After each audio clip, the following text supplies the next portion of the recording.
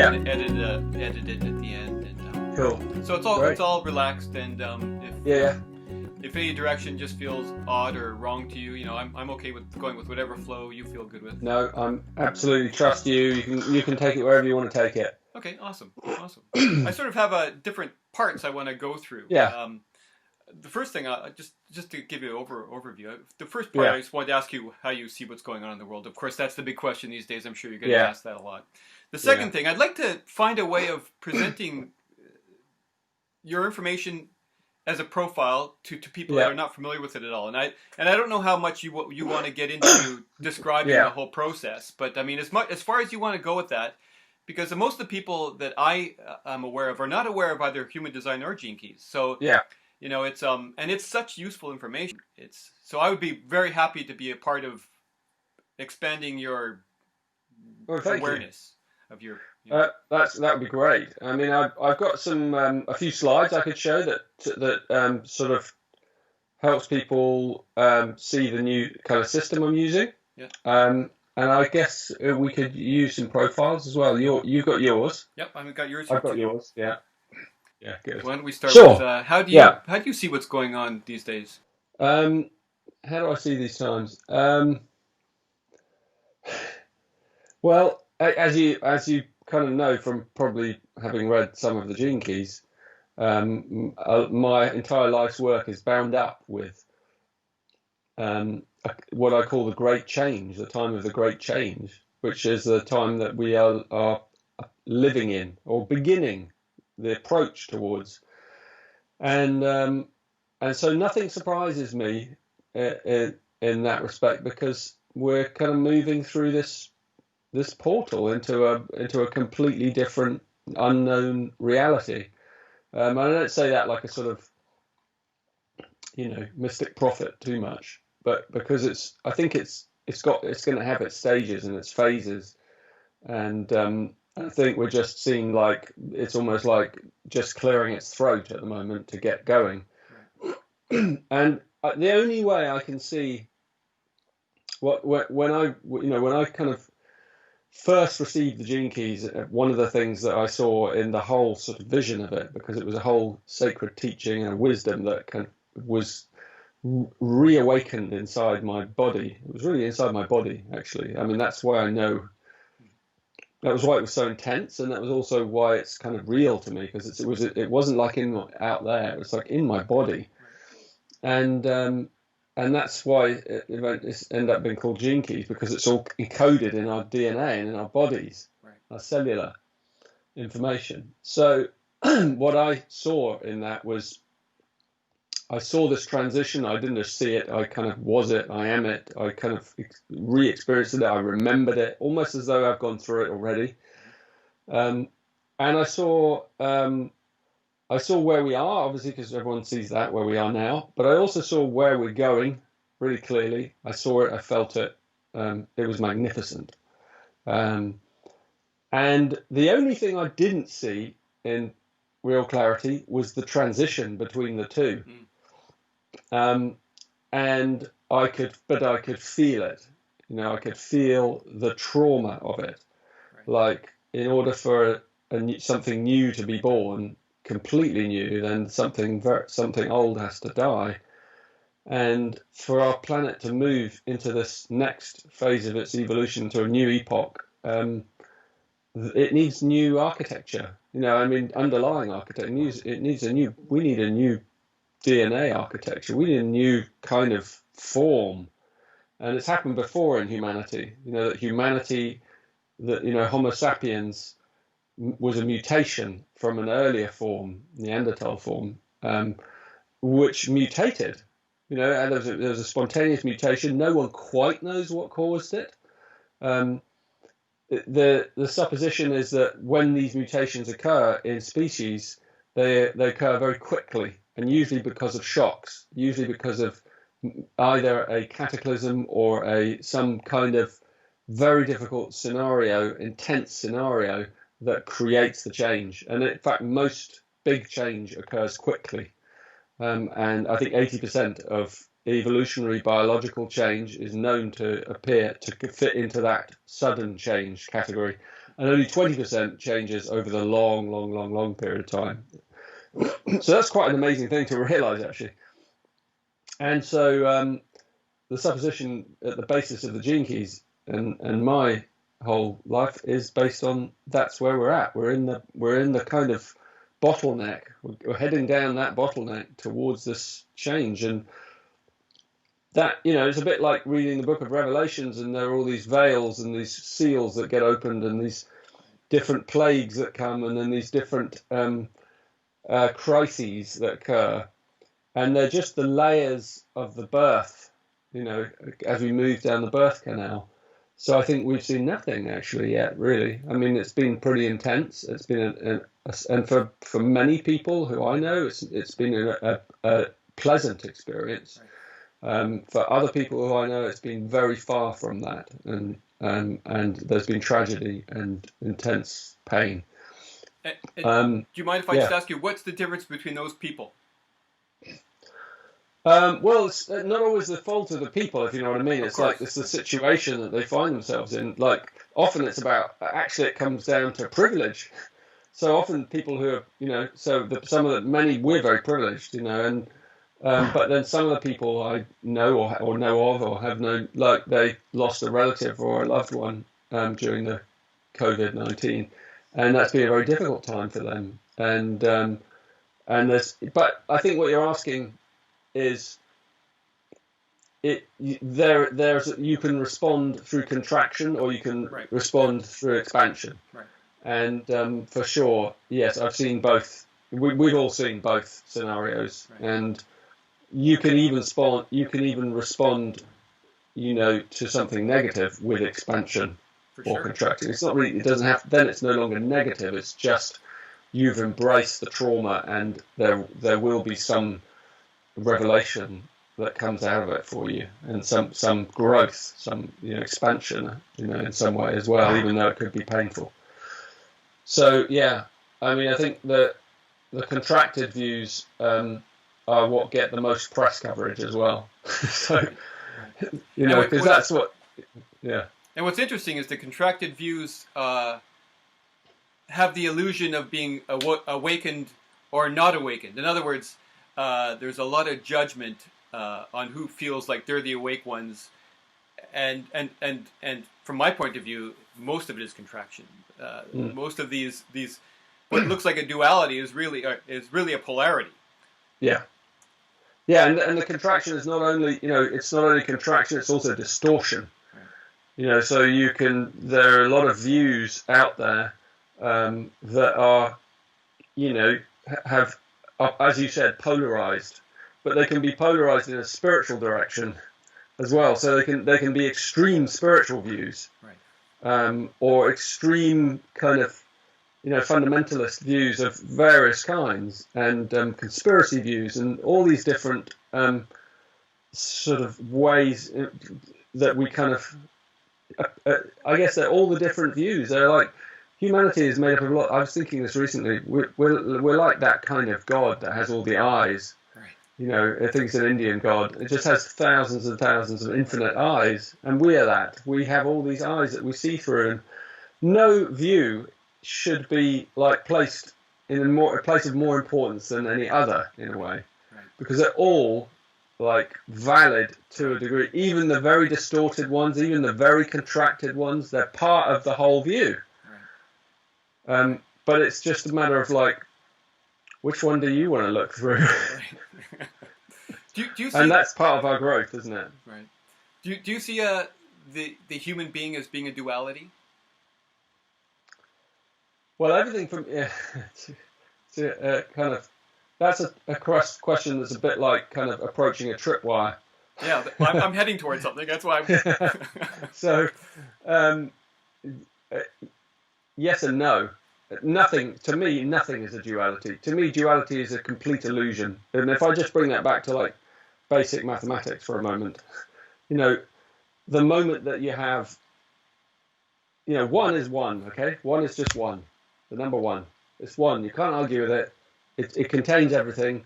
It doesn't have a polarity to it. It's just one. The moment you have two ones. you have a relationship there, and it's yin and yang, and it's male and female, and all those polarities. But the moment you have those two, you have the three, you have the third component, which is the relationship, the chemistry, if it's two people, or the yin and yang, you have or it's the hermaphrodite, it's the one in the middle, it's the one that's created out of the two. So instantly you have two, you have three. And what that means is that that two is an illusion. It's always an illusion. There is no two. There is no polarity.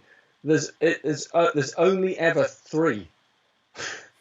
So everything in the cosmos is actually a trinity. That's why that's what the ancients have always known. It's a one and it's a three.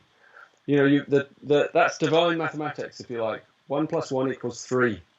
And three is the transcendence. It's always the transcendence, and that's what life is. Life, if it was only two, it wouldn't go anywhere. It has to create the three so that it evolves and transcends, and then it transcends itself and includes where it's been, and then it transcends again and again and again and again and again, and into infinity. And that's what gives depth to our exactly. Our vision. It gives depth, beauty, perspective. It brings all the mystery. It's the infinite nature of the cosmos. Is Trinity. Everything is a Trinity. In fact, the name I kind of gave when I wrote the Gene Keys book to the future human race that's coming was the Trivian race. Trivia, which means three ways. The three-way race, because and it's not a kind of color race. Right. It's a cosmic race, yeah. And it's the next version of humanity, which is we begin to realize that the Trinity is imprinted in everything, everywhere. So we transcend the polarities. We transcend, genetic race and biological. We transcend gender. We transcend all these things that we're struggling with, right. And we don't lose them in transcending them. They actually become richer. We don't lose our nationalities and our languages and our gender and all our gender, explorations. We don't lose any of that, right. But we transcend it. So no longer kind of is so irksome and problematic, and it no longer can create arguments. Right. If you know what I mean? Right. So on the path to that evolutionary future. Where I was going with the duality part was that we are born with this design aspect to us and this personality aspect to us, right? Mm-hmm. Do they have their own evolutionary paths? Do you know what I mean talking in terms of human design, or I'm talking about in terms of you have Gene Keys also uses design and personality, mm-hmm. the duality of those two aspects within mm-hmm. an individual. Mm. They have their. Do you see them as having their own lineages? Yeah, I think they have their own lineages, and yet they're a bit like heaven and hell, or I should say heaven and earth. Let's not give it hell. Heaven and earth. That's what the Chinese use, that language. Right. So they're a bit like one is the form and the other is the spirit. Right. Or the fire and the water, those kind of yin and the yang. And so they do come from different places, even though they're born out of the same one. Right. But when they come together, they create this spark of the three. And in a way, that's what a human is. We are the spark of that, the child of the yin and the yang, of those two forces. So we are the kind of, at a lower level, we're the battlefield, right. Individually and as a species, we're the battlefield. At a high level, we're the dance floor, right.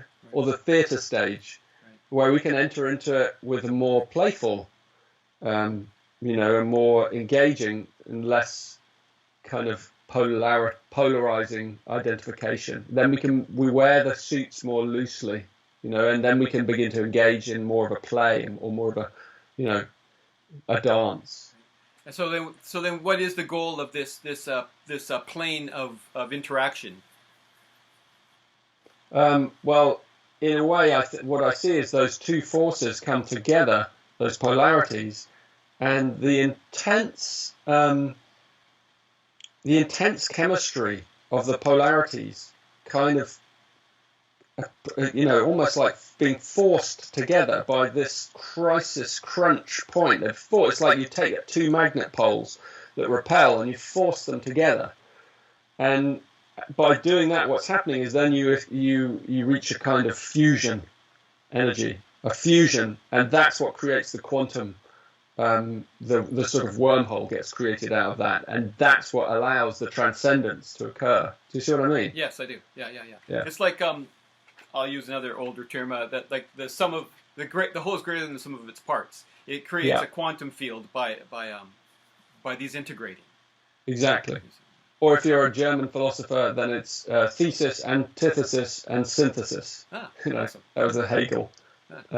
His view, and there are lots of different ways of looking at this. Right. So how do you see?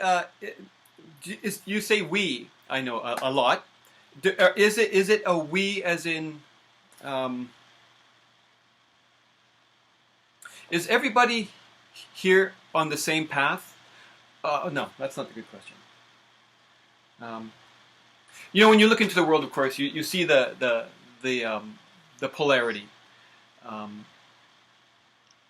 I would imagine that everything has its balance. How do you see? It doesn't, on the surface, it doesn't look like it's a balanced world. It seems more towards contraction. Now, is it because contraction and expansion aren't equal? Or is it, in other words, does that density need to be created to create the environment for expansion? Or do you see them as being intertwined equally? Am I making sense what I'm trying to ask you? Yeah, I think so. I think it's a dynamic. It's like it's a flux. It's a flux, and there's a dynamism in the flux.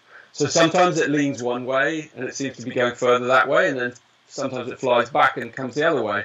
It's a bit like when a toddler. I'm a father, so I kind of remember this well with my children. When your toddler first starts to walk. And they kind of those legs just hurl themselves forwards, and you think, they must think they're going to fall over, but then they don't. Right. And it's kind of hurling one way and then the other, and then it kind of manages to come back into balance constantly. So the illusion is that it sometimes feels out of balance, but actually it's never out of balance, and that's what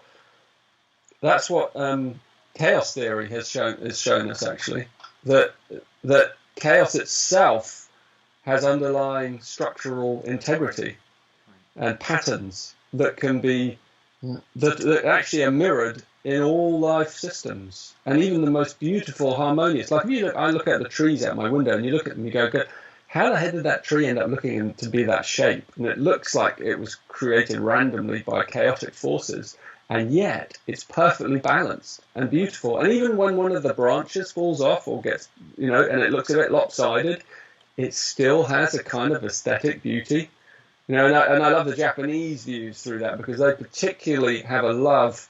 They teach us in a way culturally the love for what seems to be a little bit lopsided or balanced, and the aesthetic appreciation for something that doesn't look perfect. Right. And that's a really great one for us humans to kind of, get behind. Right. It's kind of a mind bender to accept. Not dissonance, but well, it is dissonance. You're right. It's a kind of a slightly asymmetry. Asymmetry, exactly. So obviously, I mean, what Gene Keys provides is a map to navigate your way through chaos, and of course, as an individual. Yeah. So maybe we could go through a bit about how that map operates. Yeah, let's play with it. Okay. Yeah. So can we look at a chart and just just the way it moves, the way it flows, the way a profile flows? Yeah, I can share my screen. I've got you here, so let me just get it ready and make it a bit smaller. Yeah. I just noticed that it was actually almost exactly 2 years ago that we had another interview. It was on July 8th, 2008. Oh, I just that's noticed on my see the perfection of life? No kidding, eh? Yeah. Isn't it amazing? And we were trying to meet over several kind of days, so okay. Recognize that? Yes, there we go. I hope people can see that. Yeah, it's big on my screen. It'll be good. Yeah. So do you want me to where do you want me to begin? Well, how does the flow go? If you could describe to a lot of people, it'll look. Sure. So if anyone's looking at this, you can go and get your own Gene Keys profile from genekeys.com, and you get free profiles at the top, and you can go in there and you put in your birth data, and it only needs your birth data, and then it creates this profile for you. And this profile is like a magical thing. I mean, it looks like, wow, what's that? What do all those words mean? What do those numbers mean? All that, and those lines and things. And actually, what you'll see when you get your profiles is, for the first time, there's some little paragraphs that just give you little pointers and descriptions and keys that just to whet your appetite. So give you little pointers. And you'll also get a free audio of the top one, me talking about that code, that key, and what it means for you. So there's stuff you can begin to explore. But essentially, you're right, there's a deep flow to this. And I call it the hologenetic profile. And it's created out of these 64 keys, 64 gene keys. And I don't know, I've got my book here, I don't know if people can see that, but it's a big thick book, the gene keys. And it is the code book that describes all those 64 keys. And they're archetypes that relate to our inner being. And our DNA is made up of 64 keys as well, encoded over and over and over again in the cellular structure of our being. And they're also arranged in triplets. And the gene keys are also arranged in threes. So what you see in each gene key is you see a shadow and a gift and a siddhi. A siddhi is like a word, a Sanskrit word for divine gift. So if you look at the top one of yours, you'll see it says the word innocence, innovation, and chaos. And then the next one, it says under that has a line 2, dancer. And then you see the life's work, and that's a sphere. And then in there is the number 3.2. That's the third gene key. And every gene key relates to a hexagram of the I Ching, if you know what that is. You don't need to know what that is. And a hexagram is made up of 6 lines. So it's got to have that dot, and then after the dot of each one of these keys, there's always a number between 1 and 6. So yours is number 2. So that the line gives an additional flavor to the gene key. So you can have if you're born, the day you were born, 18th of April, everyone born on that day, more or less, will probably have the third gene key as their life's work. And they're going to have different line numbers depending on when in that day they were born. It would be either line 1, line 2, line 5, and 6. And then it changes as the sun moves, and you get another gene key comes into play. And it's a different archetype to work with. So what these gene keys give you is they give you like the stepping stones that show us the color of our life in a way. I sometimes call them recently, I've been calling them the algorithms of awakening. Because it's like inside us are these codes that are designed to unlock in sequences as we contemplate them. And they operate in layers. So the life's work is kind of the outermost layer. And it describes, this is what you're here to do in the world, right? And it just gives a flavor behind. Remember, everyone born in that day has the same flavor, with a slightly different nuance. So it's quite broad. And it's not saying this is who you are. It's saying this is what your journey looks like. This is the archetype behind the journey, the part of your journey that's about, okay, this is going to govern my doing in the world. So, yours happens to be chaos, innovation, innocence. So it's like all about chaos and learning to work with chaos. And learning, and if you have your life's work and the shadow of that is chaos, it means you're really going to be schooled in chaos. So it means you're going to find that in your working life, you're going to find it in your relationships, you're going to find it in your childhood, you're going to find it all over littered as a theme. And that's not a negative thing, because every shadow in the gene keys contains a gift. As you know, that's my saying, every shadow contains a gift. And then inside that shadow, as you unlock it, as you work with it, as you kind of release its potential, then that gift comes out. So the same chaos the gift that lies hidden in chaos is the gift of innovation. Innovation does not come out of neatness, out of tidiness, out of kind of a neat clipped garden. It comes out of the jungle of the mind, of not knowing, of being confused, of being like, oh God, I don't know. That's why many artists and musicians and people like that, when you read real genius, you get in, you often see they lead quite chaotic lives. And it doesn't have to be that way, but it's an archetype. Like, chaos can give birth to enormous creativity and innovation. And and these are fundamental. Every gene key is a fundamental universal archetype. So in other words, all of life operates through chaos, and out of that chaos comes innovation. So our genes do that. Our genes are like that toddler. They're like hurtling through space and time, and they're going, I'm going to try this combination and then see what it does, and it creates this human being, and then the whole learns through that human being, whatever they like, however successful they are or unsuccessful, or whether you measure life in success and failure. Everything is learning. Like in nature, every tree works like that. Every flower, every animal, every creature, every stone is working through chaos towards innovation and ultimately to reveal itself as innocence. And that's very beautiful, actually, because it means this is the child's gene key, the third gene key. I mean, we started talking about trinities, and it's the third gene key, and that's, so the third gene key is all about trinities. It's all about that dance of the polarities, and then those polarities being being kind of harmonized, and then finding the transcendent, creative, innovative innocence. So it's almost like going back to the youthful, it's the journey into the darkness, finding the light, and then returning back, back to the source again, back to childhood. Like Christ saying, only he or she who has the heart of a child can come into the whole, into the full awakened experience. And that's what that gene key is all about, learning. And you have the line too, which is the dancer. And the dancer is, again, an archetypal word. It doesn't necessarily mean you dance. It's like, it means a flow. It's about flow. It's like picking up the flow, dancing through the chaos, lightly, and then finding the innovation out of it, and then finding the innocence and the joy. So there's an enormous amount of joy in that third gene key. And that's your life's work, is to unlock that joy, And you have to go, it's like all of us, we can't avoid the suffering because that's the base material that, for you it's that chaos, but that's the base material out of which the gift will arise.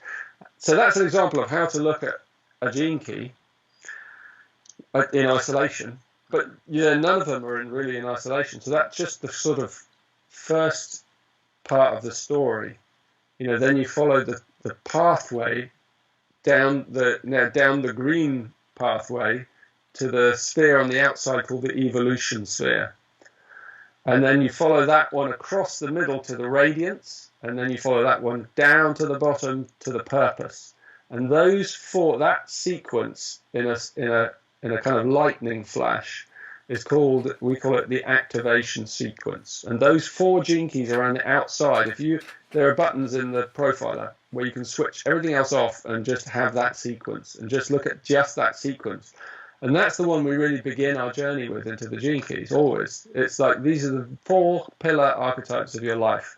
And understanding how they operate together is like how you understand the deep kind of Dharma path of your life. And you'll see that there's a shadow in each one, and there's a gift in each one, and there's a siddhi, there's a divine expression. And our lives are the kind of interplay of those opposites and the transcendence of those opposites. So using the gene keys, you really get to understand the story and the narrative of our life. And the pathways also between them have names. So the first pathway is called the pathway of challenge. And the second pathway across the middle is called the pathway of breakthrough.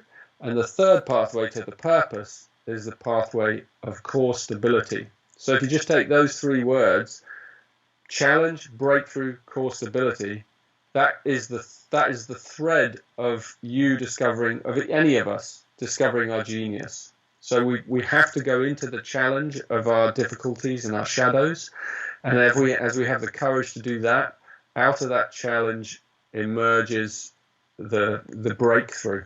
And the breakthrough is when the radiance, that's inside us, that's locked inside us, starts to come out, starts to emanate, and it's actually in our DNA. But the strangest thing is that it's hidden inside the shadow. It's hidden inside our pain. It's hidden inside our suffering.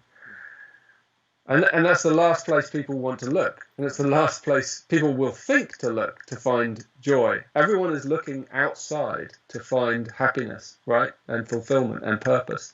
Like, I'll find it through work. I'll find it through love. I'll find it through making money. I'll find it through health. I'll find it through going on holiday. I'll find it somehow out there. And of course, the only place we really get to find it is when we go within, and when we go within, we find the pain. And the pain is just the beginning of the journey. And that's when we get the breakthrough, when we have the courage to look inside the shadows, and then out of that comes these gifts. And then our life begins to change, and we begin to find the core stability that comes from being anchored in your true purpose. The true purpose of your life. So your true purpose is a 56 gene key, which is a wonderful gene key. It's about, ultimately, it's kind of about being drunk on life at the highest level. It's about loving every possible aspect of existence, and not being afraid of any of it, and just loving being alive in a body, and just immersing yourself in the wonders of the sensuality of life and all its millions and millions of manifestations and all the different human beings. That's why it's called distraction, enrichment, and intoxication. And the distraction is the shadow, where we go out to try and find our joy, and our enrichment, instead of realizing that it all comes from inside us. So in a way, that's the beginning of a journey into this Gene Keys profile. And it's a bit unfair on anyone looking at it for the first time, because I wouldn't show them all of this, because in here it's contained the whole journey.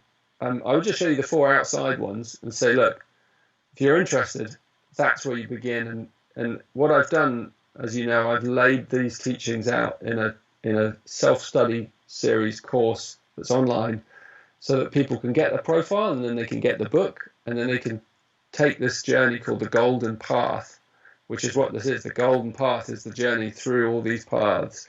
And what you're doing is you're going deeper and deeper and deeper into the matrix of your being, of your inner being. And so even once you've done the first one, which is a 6 month to it's an endless process really, but just to get to grasp the basis of it, it's going to take you some time to contemplate these things, to learn what they mean, to see them in your life.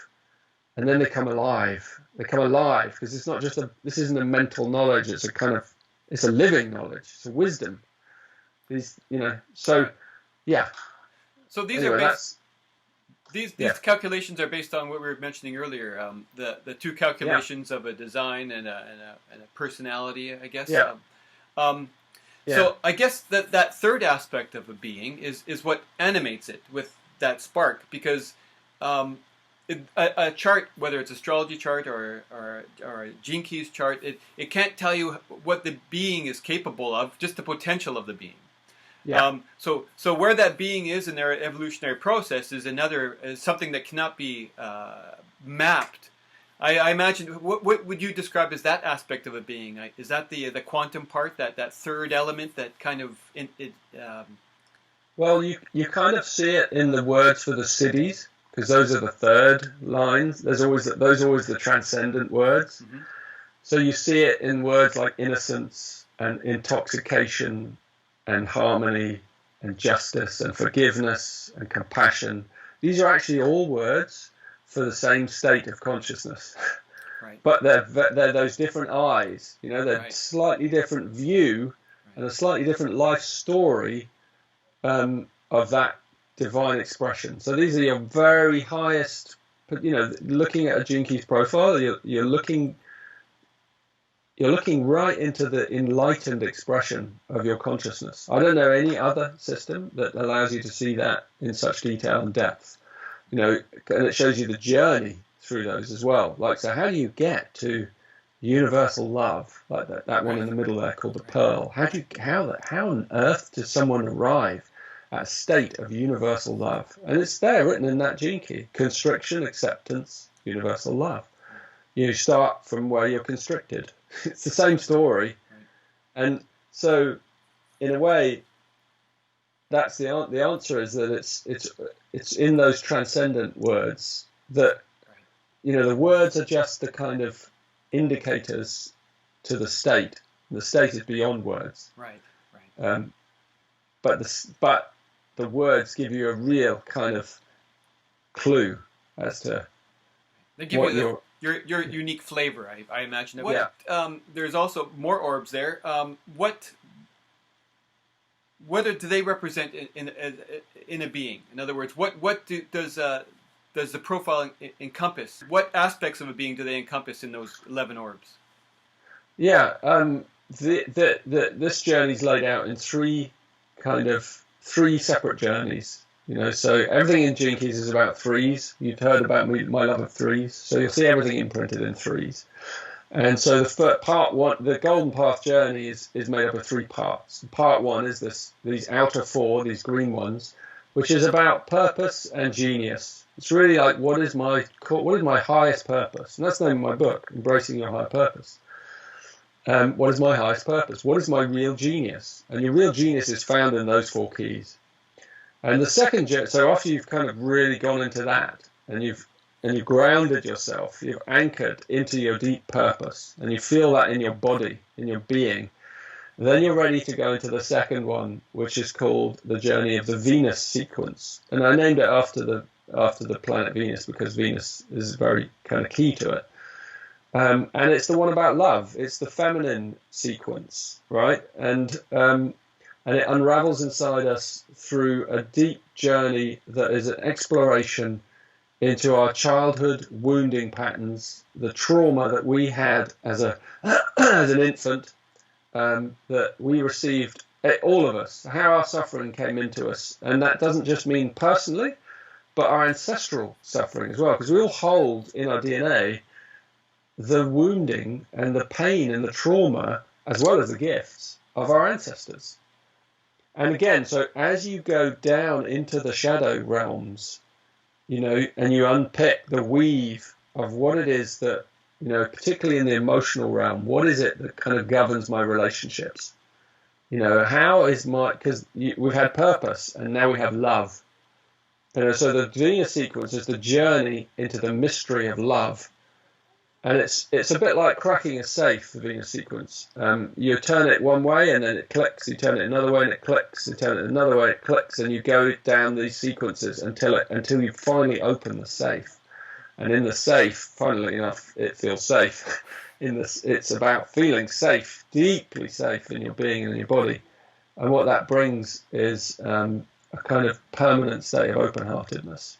So the Venus sequence is a very, very intense journey into the understanding of how we were imprinted with these trauma patterns of our childhood, and therefore how we heal them through our own self-love and letting go and forgiveness. So that part of the journey is a longer and more intense process. It requires probably a bit more support, emotional holding. It's incredibly rich, because it shows you specifically, the blocks that lie around our hearts. So it's a wound map, of each person's inner wounding. And then as you kind of pick out those wounds and you begin to kind of relax around them, instead of reacting from them out of blindness, you can respond out of deep self-compassion. And that changes your relationships, your journey in relationships. It softens your heart, it opens your heart. You move into a deeper forgiveness. The middle one there is called the SQ, and right in the middle, SQ is our spiritual quotient. That's like our soul, that's our spiritual heart. And it's also a journey back through our childhood, through the 7-year cycles of imprinting in our childhood, so that we begin to understand how our defenses operate, and then we can disable them. And so it's a journey of deep awareness and heartfulness and self-compassion until you get to the sphere called vocation. And so, in a way, it's interesting, like for me, you have these 3 levels. The third level is called the Pearl sequence. And the Pearl sequence is about prosperity. And prosperity is a collective phenomenon. And the sequence of these 3 is by no mistake. So you start with genius or purpose. You have to be grounded in your true inner purpose in order that you can move into a relationship with anyone, and be true to yourself. If you don't know your true purpose, how you have no anchor in your relationships. So you're just thrown around on the emotional waves of someone else, and it's just, we know what that's like. But when you've anchored yourself into this purpose, then you know yourself enough to be able to kind of navigate your relationships in clarity, and be able to own your own patterns and things like that. And then you open your heart. And as your heart opens and stays open more and more, then prosperity arrives. And prosperity, true prosperity isn't about money, although it always involves money, because prosperity is prosperity, but it's prosperity in health, prosperity in relationships, prosperity in many, many areas of your life, finances, but it can only really come when the heart starts to open. And so I lots of guys who go like, can't I just do the third one? And no, sorry guys, you got to go through the kind of heart one in order that you kind of have, because when your heart opens to the deepest layers of truth inside your being, then you open up to this kind of field of synchronicity. That's when luck starts to come your way, because you're then in the timing with things. And that's why the right allies come to you, because you've cleared your relationships. Otherwise, you're going to be attracting always like business partners that will screw you, or that are kind of in the wrong place at the wrong time, so it kind of energy gets leached out of the business or whatever, because you're not attracting clear relationships, because you haven't done your relationship work. So that's why the relationship work is the foundation of prosperity, because when you can be absolutely crystal clear with someone, with everyone, then, and whether you're a man or a woman in business, that's when things open up, because you just draw in these incredible allies, and what you find is they've also done their relationship work, because like attracts like. So if you haven't done your relationship work, you'll attract other people that haven't done their relationship work, because the chemistry wants you to hit, the evolutionary current wants us to heal it, so it keeps drawing it back. And then once you've done it, you attract others who've done it. And then it gets easier and lighter, and you can just trust each other, and prosperity emerges. And even your customers and clients are like, they change. So the whole field opens up in the Pearl sequence, and it's where we open up to the quantum field of good fortune. And in the Pearl sequence are described the mechanics of fortune itself. The vocation, the culture. The culture is how you fit in your milieu, and so you're a second line there, so it's all about partnerships for you. So one-to-ones are the most important thing. For you to flourish, you need lots of kind of really intimate partnerships. You have a one in your profile. You're a one in the culture. I'm a one, yeah. So yeah. What is that? How does that relate to you? Well, you're a 31 one. Yeah, I'm a 31 one. It doesn't mean I don't work in partnerships, obviously, but it just shows the secret. It shows you kind of where you belong in what I call the fractal. The fractal are like the building blocks of prosperity. So if you're a line one, then you're kind of the entrepreneur. You're the founder. So for me, I've kind of founded this thing. I'm the sort of base of it. And and then I have to kind of have 2s and 3s and line 4s and 5s and 6s come to me, and they form around the 1, in a way. Right. And I've been in experiences, for example, where I've gone into a business and I've looked at people's, and I've met someone, and I remember this one woman, she was a line 1 like me, and I said, "Oh, you're line 1. What's your role in this business?" And she was kind of not in a line 1 role. She didn't have her own kind of freedom to create, and she didn't have that sort of, she was always being micromanaged by people. It was the worst place, even though it was a good, well-paid job. Right. And you would think she'd be lucky to have it. It was completely the wrong place for her. Right. And so I just shared that with her. I said, it must feel really uncomfortable in this job. She was like, yeah, it really does, but I don't know how it's a really good job. I said, it's just the role. You're in the wrong role. Right. You need to be in charge of your own department. You need to be a first line. You need a foundation. You need to, and then everything else spins around you. Whereas the 2s are different. The 2s can just create their success through just loads of relationships, loads of one-to-one relationships, and you're sort of, that's your role in the fractal. Line 3s are connecting relationships, like they're connecting up small teams, so they connect in little hubs of 5s to 15 sort of size, so small businesses. And the line 3s love that. That's their realm, the small business, the small unit, the kind of, and that's where they function best, in the dynamism of a small team. And then the line 4s are the networks. So they connect together those small units. I mean, I've done this in a room with like hundreds of people, and I've got all the line 2s, 1s, and we've laid it out in the room like a jigsaw puzzle. And we looked, and it's really funny, because you start with the line 1s, and they all stand in the middle on their own, and they're alone. And then you say, okay, line 2s, come in, make relationships. And the moment the line 2s come in, like they just form a one-to-one relationship, and suddenly the energy in the room changes completely, because you suddenly have this, you have these dynamic partnerships, like that are suddenly humming. Right. And then when the line 3s come in, they link together all those into small groups, into teams. So they take 2 or 3 1s and 2s, and then they bring them together into small groups. And then you have these really thrumming energy, and everyone starts to laugh and kind of bubble, and you can feel it in the room. And then the line 4s come in, and the line 4s, what I say to them is, connect everyone together. Make sure there's not one group or person or relationship alone. Everything is connected.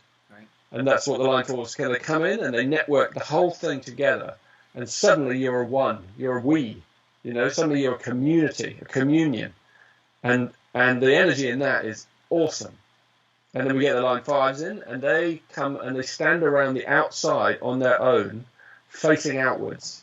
The line 5s are the leaders and the representatives. And the moment the line 5s come in, everyone feels like, whoa, we've got our blood, we've got our grounding, we've got our anchors, we've got our spokespeople, and that's what the 5th lines are. And you feel really kind of respect, and you feel a deep sort of reverence for them, for what they're holding. And then the line 6 come in. The line 6 is the kind of the odd one out, because often they don't want to come in at all. They're sitting on the outside. But you draw them in, and then they can go anywhere. They're allowed to kind of merge and be any of the lines, and they can move through. But what they do is they bring a sense of kind of objective wisdom to the whole thing, because they're the only ones that have seen the entire thing from the beginning. Even the line 5s have to then assume their role, whereas the line 6, in a way, by not having a defined role, is the one that kind of can move through the whole thing with the full objective understanding of how to create prosperity in any place, in any community, in any individual, in any network, in any relationship. That's the gift of the line 6. So, I mean, that's a long story of like how you can play with these keys, Right. So it's almost like the 6th line is the higher octave of the individual, of the one, in a way. Exactly. It's exactly what it is. It's like you know, in hexagrams in the whole flow of the I Ching, the line 1 is the foundation, and the line 6 is kind of the bridge to the next foundation. You know, so. So yeah. I noticed in the Pearl sequence that it all heads up towards the top there again, the life's work. So obviously that seems like it's the pivotal. It starts the process, and it also is the process for extending itself to the whole. Is that the case? Yeah, it kind of, you come back to the beginning at the end of the journey, and that sphere is renamed in the Pearl. It's called the brand, and it's where you refine your life's work, you know, into your brand, the brand is an old word, from an old word, a Celtic word called which means sword. You know, so your life's work is really the thing that you hold out in the world, that you do, that you're known for, the energy that you kind of use to attract in your prosperity, your allies, all of it. But in a way, the core is still like the pearl is in the middle there, and the pearl is the sort of harvest of your prosperity in life. So there are different types. It's always very interesting for people, like, you go, well, do you know what because you got 1 of 6 again, like, well, what does my prosperity really look like for me if I were to absolutely flower? And if you're a line 1, it's simplicity. You're like, really? Yeah, so you're not going to want to have too much money. You know, you need things to be simple. You know, but that's what prosperity means. That's actually the basis of prosperity, is to live simply. I mean, that's that for all of us. And the line 1s really anchor that. They're like, yeah, God, that would be so nice. Not really have to worry about too much. You know, just have things be simple. That's the line 1's great gift.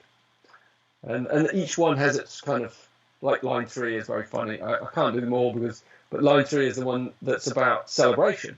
So I would say to line 3, you know, if you fulfill your highest destiny, loads of money will come your way, because you're here to celebrate life, which means that you are here to have parties. You are here to wear nice clothes, to show, you know, to share it and to kind of enjoy it and stuff. And that's very different from the line 1, who's like, and the line 4 is the one that wants to just give it away. And the line 2 is the one that wants to be, that whether it wants to be or not, is the one that will have the soul recognition. You know, it's all about recognition. I should do line 5. Well, do line 4 too, because you're line 4. Well, I know. Well, that's the one that wants to give it away. That's charity. Well, that's okay. You know, line 4 the only use for money for a line 4 is to give it away. So to someone that needs it more.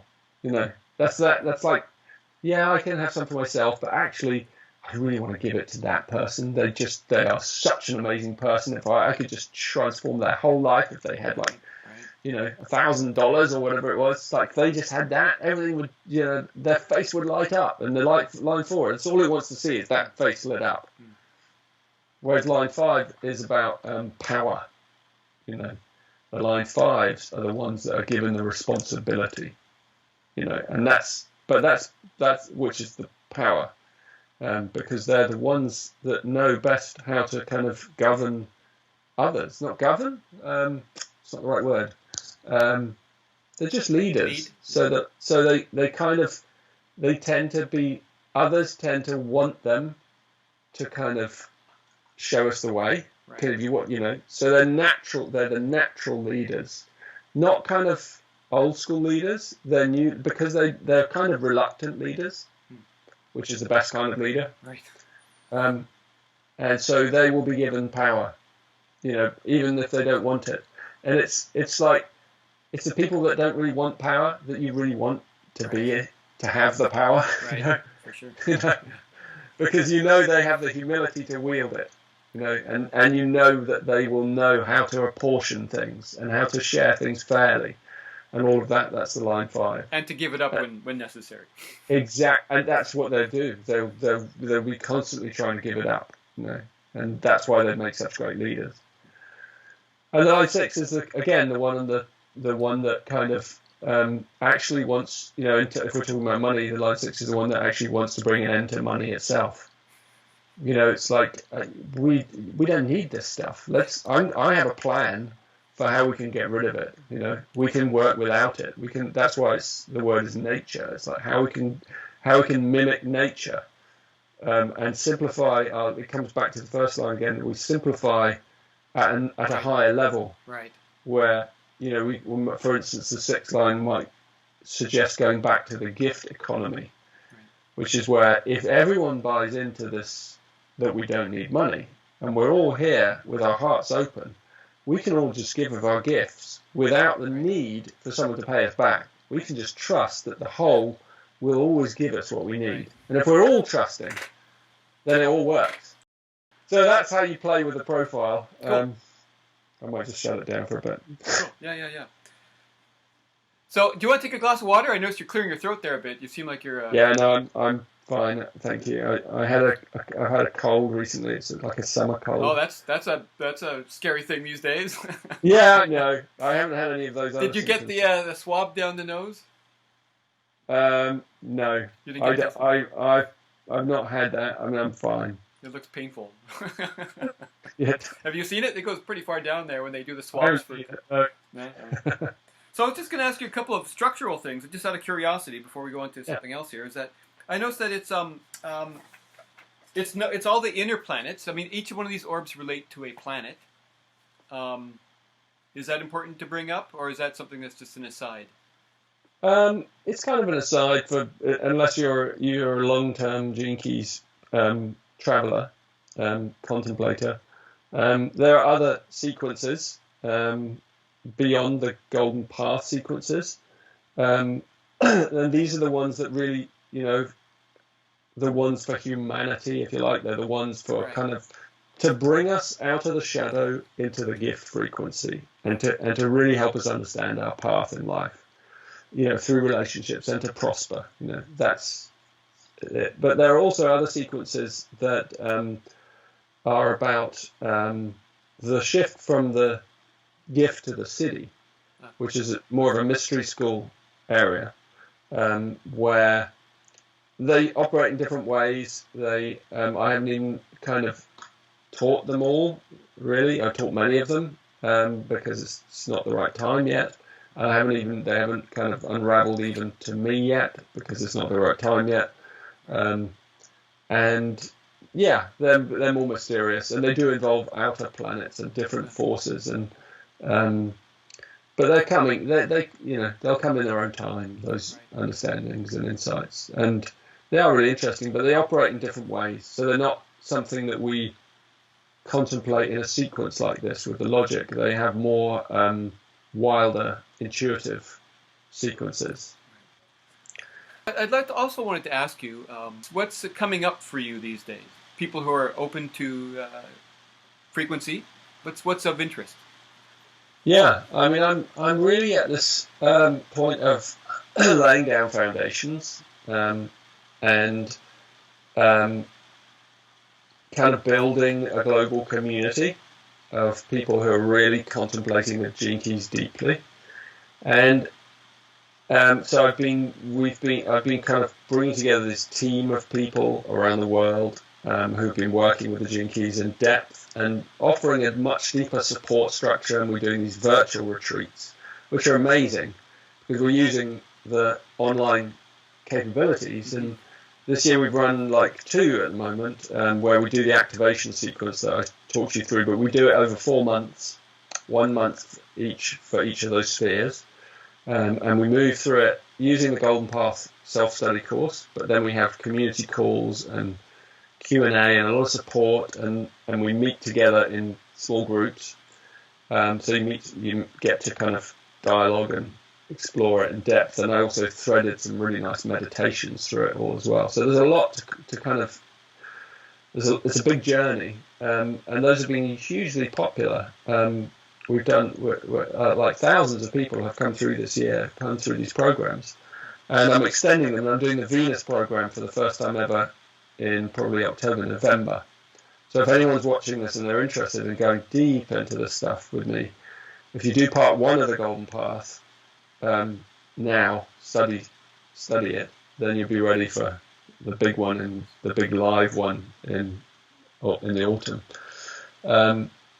So I'm working on all that, and I'm also building this group of people I'm working closely with called ambassadors, who we've been on an initiation journey together, and I'm sort of laying out the foundation of that path for people, which is more of the mystery school teachings of the Gene Keys, because everything I've talked about is to do with the profile, and there are lots of different ways into this Gene Keys. It's a synthesis, so I'm working on lots of things at the same time always. And one thing I'm working on, which is very current now, is called the Dream Arc, and I'm working on that with a lovely woman called Rosie Aronson, who's an artist and a sort of psychotherapist and a shamanic practitioner, and just an amazing kind of woman, wise woman.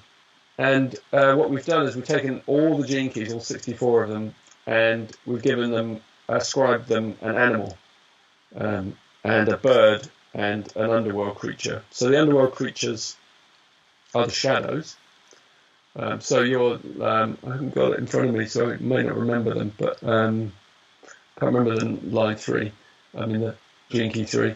And then I remember the bird. The bird is a puffin, the puffin, which is this, beautiful little bird. But what it does is it goes into each of the kind of Gene Key realms, but in an intuitive way. So you don't need a profile for that at all. It's a completely different route into the matrix.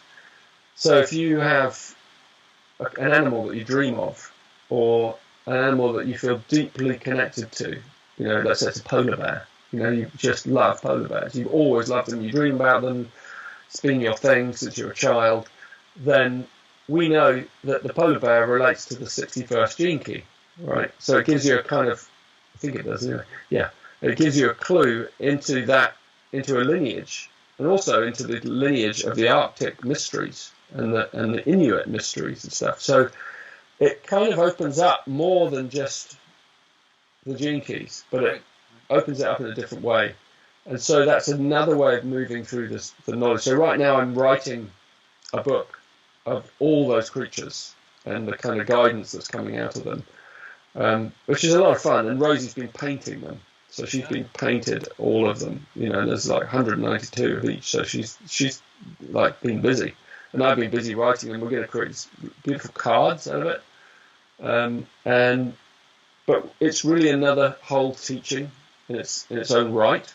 It follows the deep shamanic teachings of the world, and it weaves them together.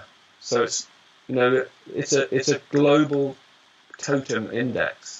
So it uses all different cultures. So there are kangaroos, there are polar bears, there are penguins, there are, coyotes, there are, snow tigers, and, there's every creature you can possibly imagine. And is that based off of the life's work sign, that orb? In my case, would it be the 3?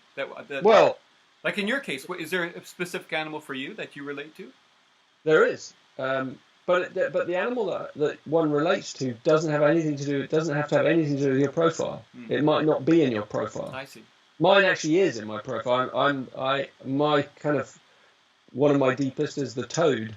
I've always it's the toad. The toad has a great mythic lore connected to it, and sure. I've always felt it's not a cuddly thing, obviously, but totems are strange like that. They come to you when they come to you, and they have their own mystery, so there are different layers to it, but what it does is it opens up the Gene Keys in a different way, in a right brain way, as opposed to the left brain sequences. These are it's another terrain, so it just shows that you don't need the sequence version of the profile and the astrology. You can go into the wild map, and because the terrain is in our bodies, in our being.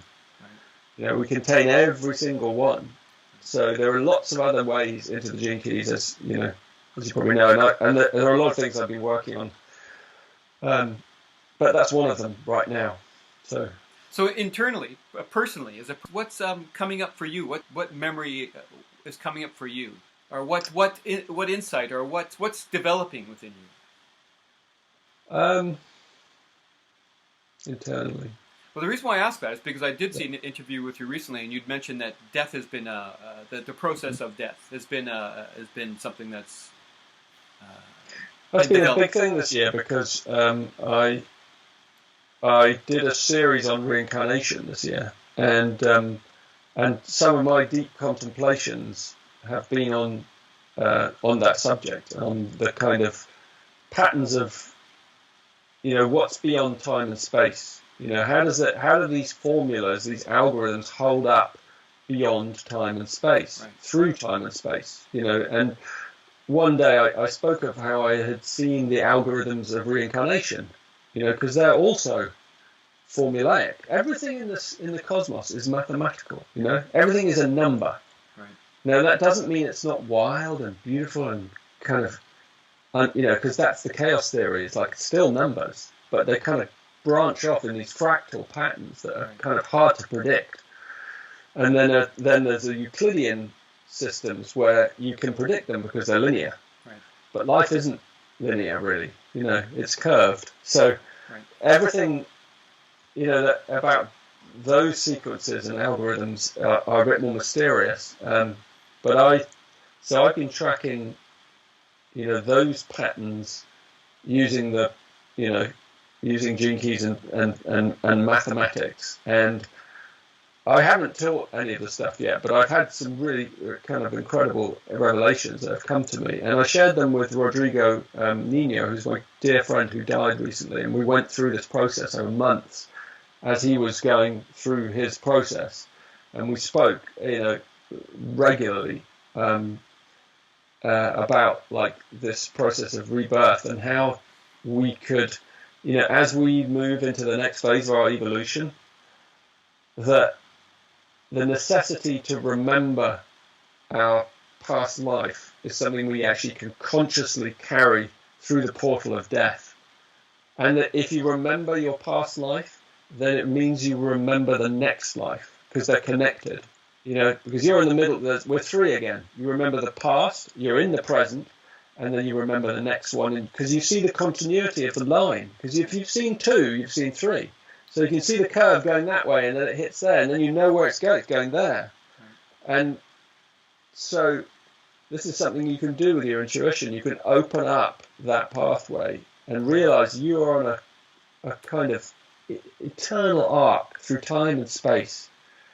And so I've been exploring this, and I've had a lot of breakthroughs, and I've challenged a lot of spiritual kind of gestalts, actually, in the last few months. I've challenged Buddhism. I've challenged big, even this great, great teachings.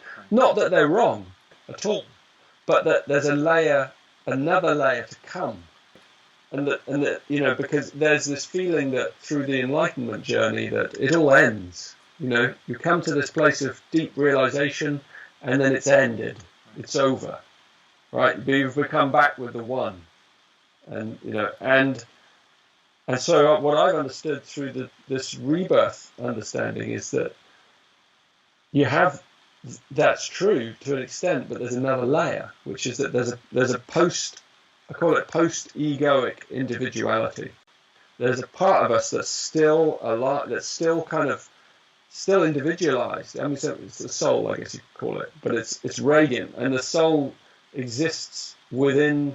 It's very hard to describe. It's open on all sides in the oneness, but it's still an individual thing. So it has its own journey. It has its own adventure. It's eternal. It's an eternal adventurer. It's actually a God within God, if that makes sense. Yeah, totally does. We are a God within God. And that's what I'm really interested in. Like, if we can be that God or that goddess within the goddess, then we can have both, we can be in the oneness and we can be moving through the oneness, exploring all these dimensions, because there are so many dimensions and universes and star systems and other life forms and other dimensions that we intuit are there. But in order to kind of be ready to explore them, we have to have this much wider awareness that we have to remember. And we have to carry that into our next life so that we can, instead of having this kind of obsession with it ending. Like, no, this is my last life. I need to get out of this thing. Can't be here any longer. Right. Which often that's coming from a place of fear. Often it's coming from a place of fatigue. Right. You know? I need out. You know? Yeah, totally. I had enough. This is my last life. Yeah. And I say to people, like, you sure this is your last life? Like, you know, and I've got a kind of a glint in my eye when I ask that, are you sure you want this to be your last life? You know, you've been alive for hundreds of thousands and millions of years, and you've been on this planet, cycling through these incarnations, waiting for this incredible moment when humanity's going to shift, you know, and we're going to remember stuff, and we're going to have a different vehicle. It's all going to be much nicer. You want to get out now? You want to pull the parachute now? I wouldn't do that. I'd just hang on a bit. Do you foresee that future on a physical plane? That when that quantum becomes realized, because like you say, I mean, we have this physical aspect to us, and we have this soul aspect to us. Yeah. When they actually do synthesize and it becomes quantum, can you even describe it as being a humanity? I mean, or a world anymore? Well, humanity realizes its collective intelligence. It's a collective. We are a collective we. You know, and that's really like mind blowing for us to understand that. Really, we are a collectivity. We're all those eyes. You know, and but for the awareness to travel through all of us simultaneously and maintain the individuality of each one, right? That's awesome. What an experience. Yeah. It's like, that's the 63rd gene key, right? The 63rd gene key is truth. And there's this one-liner that comes with it. Absolute truth. It's absolute truth. The 61st gene key is individual truth, right? 62nd is another story. Like 63rd is like absolute truth. Absolute truth is collective, right? And the Buddhists really knew that. They've known this. They've known, like, they made this thing called the Bodhisattva Vow, and they say, and the Bodhisattva Vow says, I will kind of give up my enlightened state until the very last person comes through the door and is enlightened, right? It's a beautiful thing to say. It's really sweet. And there's a deep truth in it that only when all human beings are awakened does absolute truth, can it finally exist. Because it's collective. So if even one person is still asleep, you don't have the full truth. You know, it's like there's one person still asleep, and you go, come on, I can't see through that eye over there. It's like I've got one blind spot. So we've got to wait for that guy to be like, come on, you know, wake up. But the other thing I've seen is that the actual awakening of humanity in this way it's like a virus. You know, it starts in little individual corners, and then it jumps in relationships, and it jumps into dual enlightenments, and then it jumps from 2s to 3s, you know, to little communities and little groups, and then it jumps into these 4s, like I've been describing this fractal, these 4s and these 5s, and then it jumps into societies and nations, and there's a racial intelligence, there's a kind of national intelligence, you know, It's awesome. There are just layers and layers and layers to our intelligence, and it's all bound up with our wounding as well, because all the trauma is in our DNA. So all the trauma of our racial wounding, and if you bring in reincarnation into this as well, you realise I've been every race, I've been every gender, I've been in every situation, I've lived in every part of the world, every culture. I've been indigenous, I've been murdered, I've been a murderer, I've been a thief, I've been a king, I've been everything. Haven't you been every animal and every tree and every... Well, ultimately, yes, right? Because it all comes down from that first, little strand of DNA. Right. And this is what the non-coding DNA in our body is. Like 18+% of the DNA in our body has no known function. It's like it looks random, to the scientists. They've started to see patterns in it, kind of fractal patterns, which means they're onto something. It's like, but it's difficult you need a quantum computer to decipher it. And all that DNA, it's the memory of our lineage, of like one being's lineage in the form. All of that kind of, because there's so much memory in DNA. It's like that's what it does. Like it's like a computer. Most of your computer is storage. Only a small amount of it is programs. Right. If you know what I mean, especially when it's new. And we're like that. Most of it's storage. Well, that's why we're heading towards quantum intelligence, is it not? Yeah. And but the ultimate, people say that. But the real breakthrough is that we are the computer. We are the supercomputer. So we may not ever get to create those technologies because we are them. Right. It's like they are. When we make this shift in consciousness, we realize, I don't need to create it out here because it's already in here. Right. So my hunch, and it's kind of radical, is that we won't ever get there on the outside. Yeah. Because we don't need to. And it's more distraction, Right. Totally. It's yeah. The people that are of most interest to me in my interviews, and there's a few that are particularly of interest to me because they're taking this quantum information, this the same idea that you are saying, and they have their own unique perspective that they're remembering, or they're exploring and remembering. And one fellow is a fellow that drew that painting, and he's been a dreamer or a seer for 50 years of his life, and he's exploring that possibility that you're talking about through his ability to shift his awareness. Another fellow has been downloading this information in another way that says we're all heading towards a spherical awareness, which is exactly exactly what you're saying. See, what's of interest to me is all these different people, little pieces of these different pieces of these fractals of a whole. And like you were saying, these thousands of eyes, the clearer the eyes, their fractal view of the whole, is and it all fits in and it's beautiful, it's totally marvelous. And he's absolutely right. Like the highest form of intelligence is a sphere. It's the sun. The sun is the great intelligence of our kind of solar system, of our universe, stars. There's no great, we are what we are, stars.